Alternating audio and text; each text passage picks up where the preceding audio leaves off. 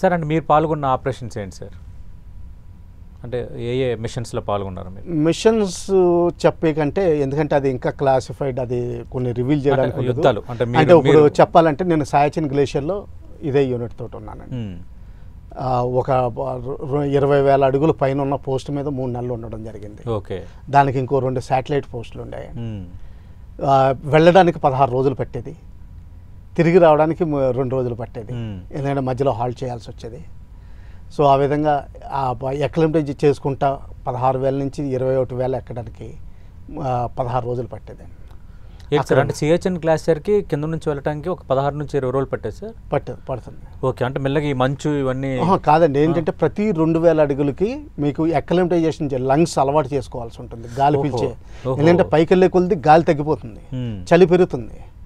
చలి పెరిగినప్పుడు మీరు చలికి కూడా అలవాటు పడాలి. ఎంత క్లోతింగ్ స్ట్రాంగ్గా ఇచ్చినా కానీ చలి ఇంకా ఉంటుందండి. అలాగే ఆక్సిజన్ అయ్యే కొద్ది లంగ్స్ని అలవాటు చేయాలి.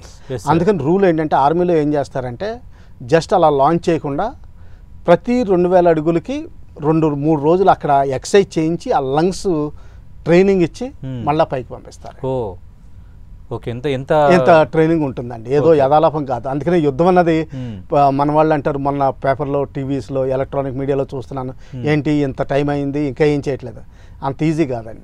మంచు కొండల్లో వీటిల్లో అయితే ఎక్కలే మీకు 9,000 పైన అయితే 11,000 వరకు మీకు వితౌట్ అక్లిమటైజేషన్ వెళ్ళొచ్చండి. రిస్క్ తీసుకోవచ్చు. ఇందులో కొంతమంది లంగ్స్ బాగాలేని వాళ్ళు అక్కడ కూడా దెబ్బతింటారు. దీనిపైన వెళ్ళాల్సి ఉంటే మాత్రం ప్రతి 2,000కి 3,000కి మీరు ట్రైనింగ్ తీసుకోవాల్సిందే, 3 రోజులు ఆగాల్సిందే. తర్వాత అన్నం తినాలనిపించదు, దానికి కూడా అలవాటు పడాలండి. అంటే నీళ్లు తాగాలనిపించదు, దానికి కూడా అలవాటు పడాలి. టెస్టింగ్ చేస్తుంటారు సార్ ప్రతి చోట్ల. మెడికల్ టెస్ట్ కూడా అవుతుంది, మీ బీపీ టెస్ట్ అవుతుంది, వాటిని బట్టి పంపిస్తారు. ఒకవేళ ఎవరైనా సరే మధ్యలో ప్రాబ్లం వస్తే మళ్ళీ డౌన్ చేసి ఆ బీపీ రెగ్యులరైజ్ అయ్యేంత వరకు కానీ పంపించరు. ఓకే. అంటే మీరైతే ఎంత హైట్లో పనిచేశారు సార్? నేను మ్యాక్సిమం వెళ్ళింది 21,350. ఓకే. 21,350 ఫీట్. ఎన్ని నెలలు ఉన్నారు సార్ అక్కడ? 3 నెలలు. 3 నెలలు ఎలాంటి పరిస్థితులు ఎదురయ్యాయి సార్ అక్కడ? చుట్టూరు ఐస్, ఏం కనిపించదు. రేషన్స్ అవన్నీ కూడా అక్కడ డంప్ చేస్తారు. అంటే ఏంటంటే మెల్లమెల్లగా పోజేసినాయి. ఓన్లీ అడ్వాంటేజ్ ఏంటంటే సాయచిన్ గ్లేషియర్లో అందరూ నిన్న కూడా ఏదో ఇంగ్లీష్ టీవీలో చూస్తున్నాను, మీకు చాక్లెట్లు దొరుకుతాయి. అన్ని రకాల చాక్లెట్లు ఉంటాయి, ఫ్రూట్ జ్యూసెస్ ఉంటాయి, కానీ తినాలనిపించదు, తాగాలనిపించదు. సార్ సిహెచ్ఎన్ గ్లేషియర్లో అంటే ఆర్మీ మీకు అరేంజ్ చేస్తుందండి. స్పెషల్ రేషన్స్ అంటారు. దీని గురించి చాలా ఇంట్రెస్టింగ్గా ఉంటుంది మనుషులకి. ఓకే. అమూల్ చాక్లెట్ దగ్గర నుంచి క్యాడ్బరీ, మీకు కావాల్సిన చాక్లెట్ వస్తుంది, కానీ తినాలనిపించదు. ఓకే. ఎందుకంటే సార్ అంటే మీరు అంటే అంత హైట్లో ఉన్నారు కాబట్టి కొంత మిమ్మల్ని కాదండి, అది చాక్లెట్ ఏంటంటే ఇన్స్టెంట్ ఎనర్జీ ఇచ్చేస్తుంది. చిన్న మొక్క తిన్నా కానీ మీకు అన్నం అది తినాలనిపించదు, కొంచెం సూప్ తాగాలనిపిస్తుంది. 10 సార్లు టీ తాగిస్తాం, కొంచెం పంచదార ఎక్కువ వేస్తాం. ఎందుకంటే నీళ్లు తాగే బదులు ఆ టీ పట్టుకుని, అందుకనే కొంతమందికి చాలా మందికి గ్లాస్ కూడా మామూలుకి ఇలా పట్టుకునే అలవాటు ఉంటుంది. ఇలా పట్టుకుంటారు, ఎందుకంటే అది ఆ వేడి చేతికి వెళ్తుంది అనమాట. అది అంటే ఇక్కడ నేను చాలాసార్లు విన్నాను సార్. ఇప్పుడు అక్కడ నీళ్లు బయటికి తీసినా కూడా గడ్డ కట్టేంత వాతావరణం ఉన్నప్పుడు మరి టీ ఎట్లా తయారు చేసుకుంటారు సార్? పాలు, అది స్టవ్, కిరోసిన్ ఉంటుంది కదండి, కిరోసిన్ స్టవ్స్ ఉంటాయి స్పెషల్వి.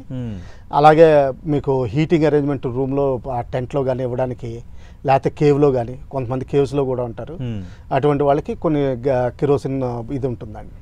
అది రాత్రి బౌళ్ళు నడుస్తూనే ఉంటుంది. అలా అసలు హై క్వాలిటీ నార్వే, స్వీడన్ నుంచి ఇంపోర్ట్ చేసిన స్లీప్ బ్యాగ్స్ ఇవన్నీ ఉంటాయండి. అలాగే మిగతా క్లోతింగ్ కూడా ఇప్పుడు ఇండియాలో తయారవుతుందండి. అది పర్వాలేదు. ముందర స్టాండర్డ్స్ తక్కువ ఉండేవి, ఇప్పుడు స్టాండర్డ్స్ బాగానే ఉంటున్నాయి. ఓకే. అక్కడ ఎట్లా ఉండేది సార్ మీ దినచర్య? సిహెచ్ఎన్ గ్లేషియర్ 21,000 అడుగుల పైన మీరు 3 నెలలు ఉన్నారంటే ఆపరేషన్స్లో భాగంగా. అక్కడ పరిస్థితులు ఎలా ఉండేవి సార్? మీకు ఎదురైన ప్రతికూల పరిస్థితులు ఏంటి? ప్రతికూల పరిస్థితుల్లో అప్పట్లో సీజ్ ఫైర్ ఉందండి ముషరఫ్ గారి టైంలో. ఓకే. సో పెద్ద ఫైరింగ్ ఏమయ్యేది కాదు. ఫైరింగ్ అయితే మాత్రం 2-3 సార్లు వాళ్ళు ఫైర్ చేశారు. అలా కాకపోయినాయి, ఆర్టీ షెల్లింగ్ చేశారు. అదే ఇప్పుడు ఆల్రెడీ సీజ్ ఫైర్ ఉన్న కవింపు చర్యలకు పాల్పడుతున్నారు. అవునండి. అప్పుడు arty shelling, first shelling sound రానగానే అది ఎక్కడ పడిన చూడంగానే వెంటనే కేవ్లోకి వెళ్ళి ప్రొటెక్షన్ తీసుకునేవాళ్ళు. ఎక్సెప్ట్ సెంట్రీ డ్యూటీస్లో ఎవరైతే ఉన్నారో వాళ్ళ అలారం ఉంటుందండి. అంటే ఎవరైనా మనుషులు పైకి ఎగబాలని బాకి చూడాలని చూస్తుంటే మిగతా టైంలో కేవ్లో ప్రొటెక్షన్ తీసుకుంటారండి ఆర్టీ షెల్లింగ్ వచ్చేంత వరకు. Okay sir. ఇప్పుడు ఈ సెంట్రీస్ ఉంటారు సార్, వాళ్ళు అయితే ఇంక మంచులోనే ఉండాల్సిందేనండి. ఓకే. అంటే వాళ్ళు దగ్గర ఒక అలారం ఉంటుందా? అలారం ఉంటుందండి దానికి. అంటే బేసికలీ తాడు కట్టుతారండి. ఆ తాడుకే ఇప్పుడు ఆ తినేసిన ఫిష్ టిన్ డబ్బాలు ఉంటాయి కదండి, అవును, దాన్ని కట్టడం, ఇలాంటి సింపుల్ అలార్మ్స్ దగ్గర నుంచి సైలెంట్ అలార్మ్స్ అంటే ఏంటంటే ఒక పెన్సిల్ బ్యాటరీ తోటి పెట్టి ఓన్లీ 1 LED లైట్ వెలిగే విధంగా, అది సైలెంట్ అలార్మ్. ఓహో, కాదు సార్ ఇప్పుడు అక్కడ సెంటరీ మీకు అలార్మింగ్ చేయాలంటే ఏంటి సార్, అంటే ఎట్లాగా, అంటే మీకు ఇక్కడ ఒక అలారం మోగేదా ఇక్కడ? ఇలా లాగుతాడండి, తాడు లాగానే అన్నట్టుగా మోగుతుంది. ఓకే ఓకే సార్, అంటే ఎమర్జెన్సీ అయినట్టు. ఎమర్జెన్సీ అయినట్టు అంటే రకరకాలు ఉంటాయండి. ఎప్పుడైతే ఇంకా నేరే బాగా 8 దగ్గరకు వచ్చేసాడు అనుకోండి, అప్పుడు వాళ్ళకి తెలిసినా పర్వాలేదు మనం అలర్ట్ అయిపోయాను. అవును, ఒకవేళ వాళ్ళకి తెలియకుండా అలర్ట్ చేయాలనుకోండి, ఒకళ్ళు అంబుష్లో ఉన్నారనుకోండి, మీరే ఎవరి కోసం వెయిట్ చేయాలి, వాళ్ళ పెట్రోల్ని ఏదో అంబుష్ చేయాలనుకుంటున్నారు, అప్పుడు ఏంటంటే సైలెంట్ ఉంటుంది అనమాట. సైలెంట్ ఏంటంటే అది ఎల్ఈడి ఈ మధ్యన ఎల్ఈడీస్ ఇవన్నీ వచ్చిన తర్వాత కొంచెం ఈజీ అయిందండి. అంతకుముందు వేరే సిగ్నల్స్ ఉండేవి, వెనకాల తెల్ల రుమాలు కట్టుకుని దాని మీద ఇది చూపించడం, ఇలాంటి వేరే వేరే టెక్నిక్లు, ఇవన్నీ చాలా డీటెయిల్లో ట్రైనింగ్ ఉంటుందండి. అంటే చాలా ఇంట్రెస్టింగ్గా ఉంటుంది.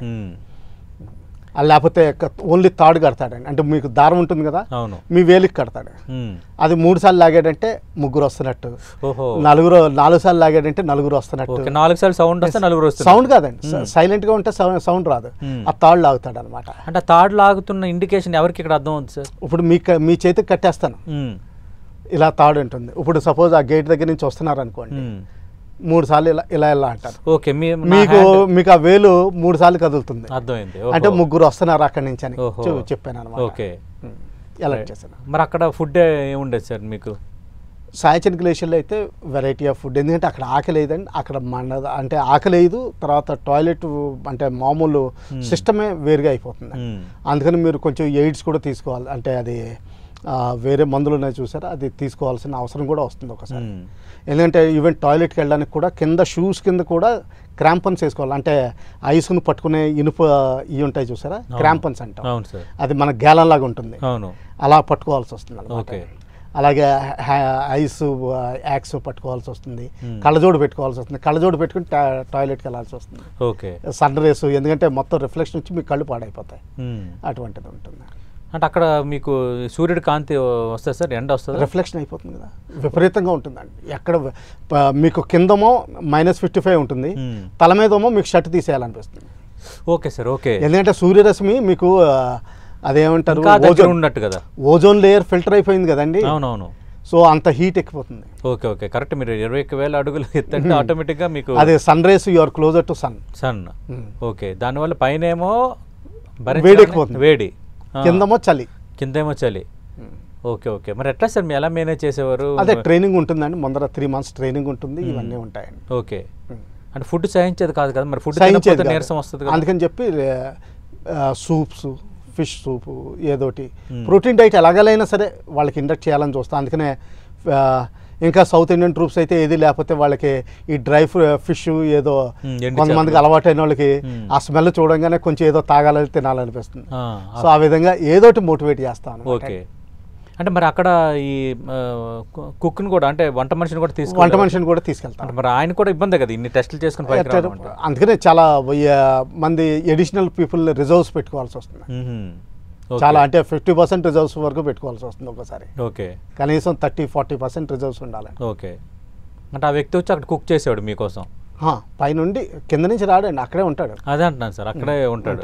ఓహో, మరి అక్కడ ఎట్లా ఉండేది సార్ మీ మధ్య కోఆర్డినేషన్? మీరందరూ అంటే కూర్చొని మాట్లాడుకోవటం గట్ట అలాగ ఉండేది అంతా? సాయంకాలం, ఎందుకంటే కొన్ని పోస్టులు అయితే ఎంతమంది ఉంటారంటే మిగతా వాళ్ళతో ప్రపంచంతో కట్ ఆఫ్ అనమాట. పాకిస్తాన్కి ఎదురుగుండా కూర్చుని 10 మంది, అది ఏంటంటే ఇప్పుడు మనం ఉన్న స్టూడియోలో కూడా హాఫ్ ఇంత ఏరియాలో 10 మంది పడుకోవాలి, అందులోనే ఎమ్యునిషన్, అందులోనే ఓ చివరిన టాయిలెట్, సింగిల్ టాయిలెట్, వాటర్ లేదు, ఏది లేదు, ఇలా ఉంటుందన్నమాట.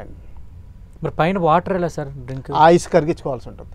ఓహో, ఐస్ కరిగించుకుని తాగాల్సింది, దాని నుంచి వాటర్ చేసుకుని దాని నుంచి వంట ఇవన్నీ చేసుకున్నది. ఓకే ఓకే, అంటే అదే ఫీల్డ్. చెప్పండి, మాట్లాడండి సార్. సాయచన్ గ్లేషియర్ అంటే ఓ సెపరేట్ లైఫ్ అండి అది. ఎందుకంటే అది అక్కడ యాక్చువల్గా పాకిస్తాన్కి మనకి ఇక్కడ వరకు మన ఏరియాని లేదండి, యాక్చువల్ గ్రౌండ్ పొజిషన్ లైన్ అంటారు. అంటే ఈరోజు ఎవరు ఎక్కడుంటే వాళ్ళదే. ఓహో, అంటే నువ్వు నుంచున్నది అంటే భూమి నీదే, Okay. అందుకని చెప్పి చాలా అటాక్స్ అక్కడ బాగా జరుగుతూ ఉంటాయండి. Hmm. అందుకని చాలా అలర్ట్గా ఉండాల్సి వస్తుంది. ఓకే.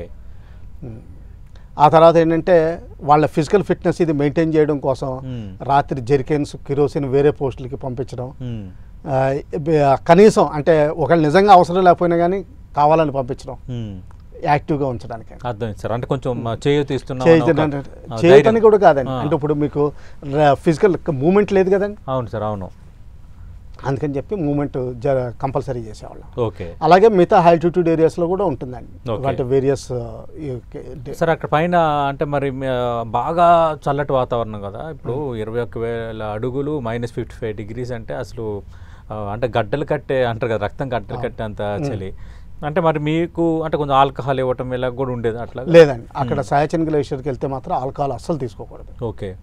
ఎందుకంటే సెన్సెస్ డంప్ అవుతాయి, తర్వాత ఏంటంటే బీపీ ఇవన్నీ మామూలుగా రేజ్ అవుతాయండి. అక్కడ ఆల్కహాల్ బ్యాన్ చేసేస్తాం. ఓకే. అక్కడ ఆల్కహాల్ ఏమి ఉండదు? ఉండదు, అసలు టోటల్లీ బ్యాన్ అవుతుంది. ఓకే. ఓకే సార్, ఇది ఎంత చాలా ఇంట్రెస్టింగ్గా మీరు చెప్పారు.